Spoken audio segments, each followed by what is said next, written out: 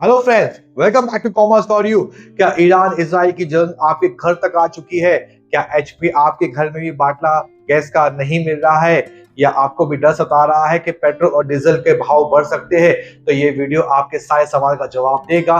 आइए बने रहिए कॉमर्स फॉर यू के साथ में, मेरे साथ में, और मैं आपको मुकम्मल पूरा आपको जानकारी दूंगा कि आपका पेट्रोल क्राइसिस क्या है, आपका एलपीजी क्राइसिस क्या है, और इसका हम किस तरीके से तोड़ निकाल सकते हैं। तो आइए देखते हैं, बने रहिए। सवाल वही है, क्या आपका भारत जो इतना बड़ा इकोनॉमिक कंट्री होने का दावा करता है, क्या एक छोटा सा मुल्क, एक छोटा सा रास्ता स्टेट फ्रॉम हार्मोन और ईरान इजराइल की जो जंग है, क्या हमारे पे इतना इफेक्ट कर रही है? क्या हमारा इकोनॉमी हिल सकती है? क्या हमारी इकोनॉमी बैकफुट पे आ सकती है? इंडस्ट्रीज बंद हो सकती है? ट्रांसपोर्टेशन, इन्फ्लेशन हाई ग्रोथ पे जा सकता है? आइए समझते हैं क्या आपका ये है। पूरा जो मामला थे ये सिर्फ चलता है डिमांड और सप्लाई पे। डिमांड, देखिए डिमांड आपका जो होता है वो होता है लेवल ऑफ पॉपुलेशन पे। और आप जानते रहेंगे कि इंडिया जो है एक बहुत ही बड़ी एक अपना पॉपुलेशन कंट्री है, जो कि हिंद पूरे दुनिया के अंदर वो सेकंड लार्जेस्ट पॉपुलेशन कंट्री हमारे आती है। तो जाहिर सी बात है इसका डिमांड और का इसका काफी हाई होगा।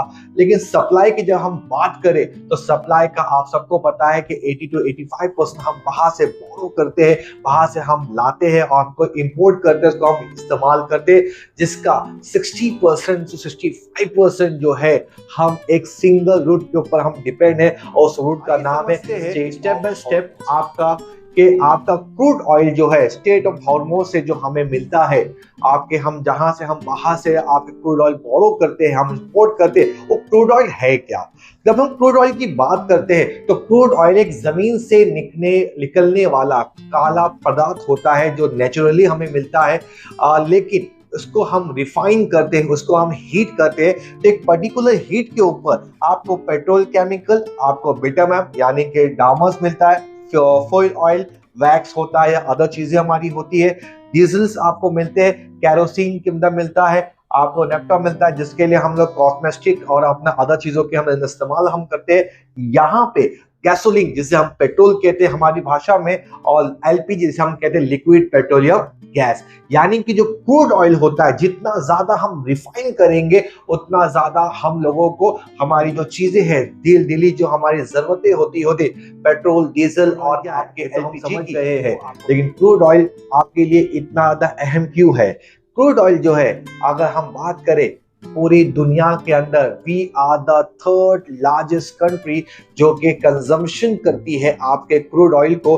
डेली जो कंजम्पशन होता है हमारे क्रूड ऑयल का वो होता है 5 मिलियन बैरल हम उसको यूज करते हैं, जिसका अगर हम ईयरली अगर हम हिसाब लगावे तो आपका 1.8 मिलियन बैरल हम इस्तेमाल करते हैं पूरे एक साल में, जिसका हम इस्तेमाल करते हैं ट्रांसपोर्टेशन सेक्टर्स के अंदर, इंडस्ट्रियल सेक्टर के अंदर, पेट्रोल केमिकल्स के अंदर, हाउस होल्ड एनर्जीज के अंदर और कई सारी चीजों के अंदर। हमारी जो है कंजम्पशन काफी ज्यादा है, हमारी डिमांड काफी ज्यादा है, तो सप्लाई के लिए we are depend on other countries. जहां पे हम बात करते हैं, हम इंपोर्ट करते हैं अदर कंट्री से, अपनी कंजम्पशन का 85% हम कंजम्पशन करते हैं और 15% हम खुद प्रोड्यूस करते हैं, जिसके वजह से हम अपना कहीं ज्यादा हम ग्लोबल कंट्रीज पे, ग्लोबल इकोनॉमी पे हम डिपेंड है कि ग्लोबल इकोनॉमी अगर क्राइसिस आता है ऑयल का, क्रूड ऑयल का, तो इसका डायरेक्टली इंपैक्ट हमारे क्रूड ऑयल, हमारे इकोनॉमी पे पड़ता है।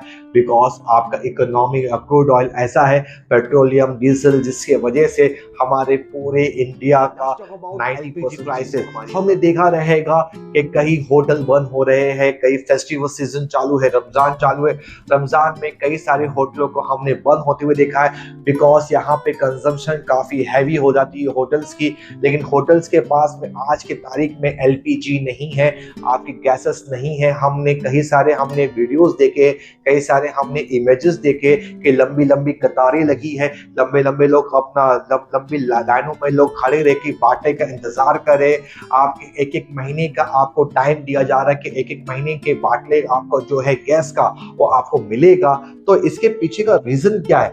नंबर 1, एलपीजी का लार्ज पार्ट इंपोर्ट होता है, यानी कि हम जो है एलपीजी जो है हम बताया आपको मैंने कि 80 to 85% क्रूड ऑयल हम अदर कंट्री के ऊपर हम लोग डिपेंडेंसी है। तो जाहिर सी बात है आज हमारे कंट्री के अंदर क्रूड ऑयल की दिक्कतें हुई है।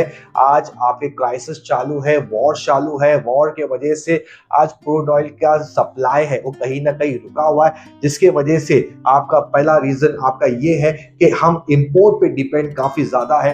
नंबर 2, ग्लोबल ऑयल का जो आपका मामला चल रहा है, ग्लोबल ऑयल और गैसेस प्राइस बनने पर एलपीजी पे महंगाई हो जाती है। ऑफ कोर्स ग्लोबल पे जरा भी कोई रिस्क आता है, कोई इम्पैक्ट आता है, हमने देखा रहेगा आज की तारीख में जो हाउस होल्ड जो एलपीजी जो है जो हम घर गृहस्थी के हम इस्तेमाल करते हैं उसकी जो कीमतें जो है वो काफी ज्यादा हाई हो चुकी है, काफी ज्यादा बढ़ चुकी है because of global condition. Market के अंदर सिचुएशंस क्या चल रही है आप सबको पता है, तो जाहिर सी बात है इसका डायरेक्टली इम्पैक्ट हमारे जेब पे पड़ने वाला है। नंबर 3, गवर्नमेंट सब्सिडीज कम होने से हाउस होल्ड पर फाइनेंस बर्डन बढ़ गया है। ऑफ कोर्स गवर्नमेंट अपनी डे बाय डे सब्सिडीज होती है, जहां पे अगर हम थोड़ा हिसाब लगाए, थोड़ा सा हम 5-10 साल अगर हम पीछे जाते हैं तो हमारे जो हाउस होल्ड जो गैस का जो सिलेंडर्स होते हैं जिनका आपका अमाउंट होता था 300 to 400 मैक्सिमम 500, आज वही गैस हमें मिल रहा है 1000। जो है जो हम लोग को डेली के लिए हमारी जरूरत है वो है पेट्रोल और डीजल। एग्जाम्पल के तौर पे ये हमारी बॉडी है और बॉडी को चलाने के लिए यहाँ पे लगता है ब्लड, वैसे ही एक कंट्री को चलाने के लिए सबसे ज्यादा लगता है ईंधन, जिसे हम कहते हैं पेट्रोल और डीजल, जो इस्तेमाल होता है आपके ट्रांसपोर्टेशन में। अगर ट्रांसपोर्टेशन आपका नहीं होगा, आपका तो कोई भी चीज point a to point b तक नहीं पहुंचेंगी। ऑफ कोर्स अगर पहुंच भी जाती है, अगर ट्रांसपोर्टेशन कॉस्ट काफी हाई हो जाता है, इसका डायरेक्टली इम्पैक्ट आपके फूड प्राइसेस पे पड़ेगा और फूड प्राइसेस पे अगर इम्पैक्ट पड़ता है तो ऑफ कोर्स आपको आपका इन्फ्लेशन आपका हाई है। कि इंडिया क्या इतना डिपेंडेंसी है कि इंडिया के पास कुछ रिजर्व नहीं है? नहीं, of course India reserve maintain करती है। इंडिया का एक है सिस्टम जिसे हम कहते हैं India strategic crude oil reserve. इसके अंदर आपकी गवर्नमेंट जो है वो तकरीबन आपका जो है 39 मिलियन बैरल ऑयल ये रिजर्व करके रखती है, जो कि आपका विशाखापट्टनम, मैंगलोर और पादुर के अंदर हम रिजर्व रखते हैं एज अ गवर्नमेंट।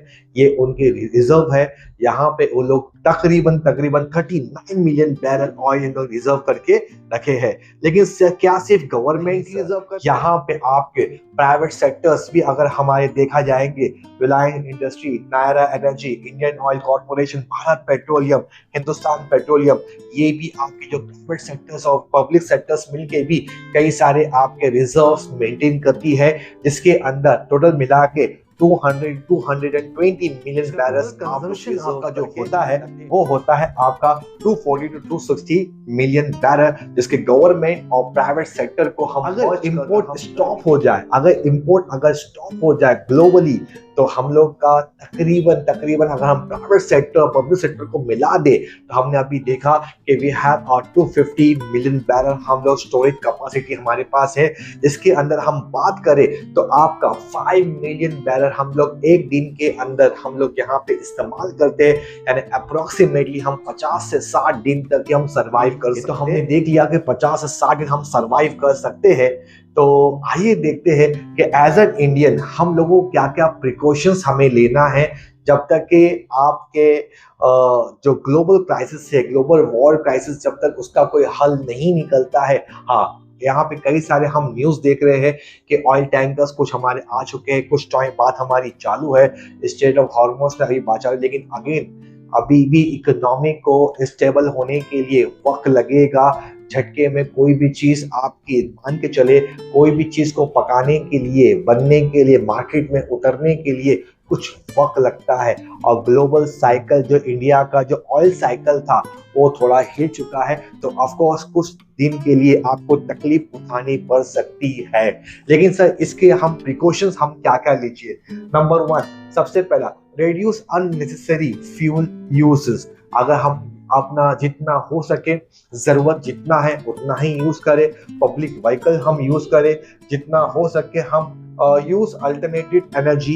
एग्जाम्पल के तौर पे अगर हम देखेंगे यहाँ पे ईवीस कार आ चुकी है, तो हम ईवीस का हम इस्तेमाल कर सकते हैं। अगर हमारे पास ईवीस नहीं है तो हम यूज कर सकते हैं आपकी पब्लिक व्हीकल्स को हम यूज कर सकते हैं। और जितना हो सकता है आप एलपीजी जो हम घर में हम बनाते, बहुत से वीडियोस दिखाए जा रहे हैं, कुकर से बनाइए, ढक्कन ढक के बनाइए, जितना हो सकता है उतनी एनर्जी को आप सेव करने की कोशिश करें।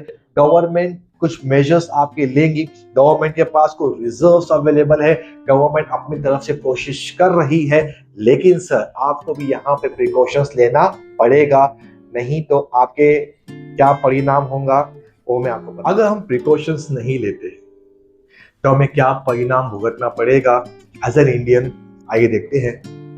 अभी 115 डेज हमने यहाँ पे देखा है कि यहाँ पे शॉर्टेज आपने यहाँ पे देखने के लिए आपको मिली है, क्योंकि ऑफ कोर्स रमजान चालू है, फेस्टिवल सीजन चालू है, तो usage of LPG gases and petrol यहाँ पे काफ़ी ज़्यादा बढ़ चुके हैं।